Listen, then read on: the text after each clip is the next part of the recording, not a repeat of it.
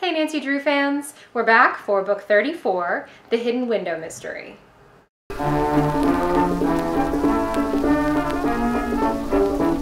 We jump right in on page 1 with Nancy opening her front door to find their mailman Mr. Ritter lying unconscious.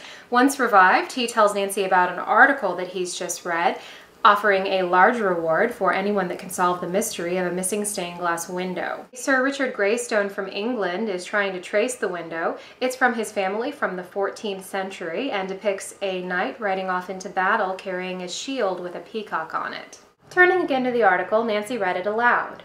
Hannah paled a bit. "A peacock on the shield, eh?" she said. "You know some folks think peacocks, especially the feathers in their fantails, bring bad luck." "But I know you don't believe that," Nancy remarked. "Those marks in the fan," the housekeeper stated, "are said to be evil eyes." Nancy soon makes a huge leap, deciding to go to Charlottesville to search for the window because it was settled by English people. This goes beyond Nancy's usual intuition to the plain unbelievable. Continuing on that same problem, before Nancy has set foot in Charlottesville or even talked to anyone about her search for the window, the criminals are already after her. There's a fake telegram. Nancy's cousin Susan's car is sideswiped by a man in a mask when she's on her way to pick up the girls at the airport. And soon after, her car is again in another accident, this time because the brakes have been tampered with.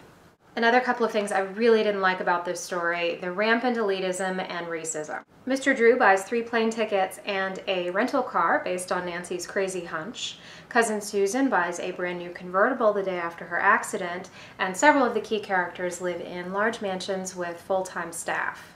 Most offensive is the use of Gone with the Wind style servants, including Susan's maid Beulah, who's described as a jolly colored woman who speaks in dialect. Also, Bess describes some old slave quarters found on one of the properties as quaint, with no sense of irony. But there are still some good things. The illustrations in my version are lovely, like this one of Bess in the attic with a ghost. There are also some charming scenes with Ned. Ned took Nancy aside for a moment and whispered in her ear, "Miss me?" "Sure have," she said, and added facetiously, "but I've been keeping myself busy with Mark Bradshaw." "Who's he?" Ned demanded.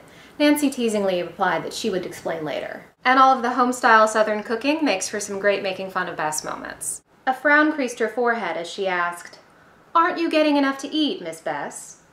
"Oh yes," Bess said hastily. "I was just remembering your light-as-air biscuits and chocolate cake and fried chicken." Beulah burst into laughter. "I can spot a hint from a hungry girl a mile away," she said. Going into the pantry, she cut Bess a large slice from a freshly baked coconut cake.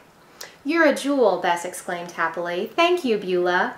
She started eating with gusto. Some other of Beulah's meals to mention: dinner of old-fashioned vegetable soup, ham, fresh cornbread, and lemon meringue pie, and another of soup, squab, corn pudding, sweet potatoes, hot biscuits, and individual strawberry shortcakes. For outfits, Nancy packs a green linen dress with rounded neckline, traveling suit, sports clothes, and accessories, and she wears a becoming dark blue cotton dress with soft-sided flat-heeled shoes for Ned's visit.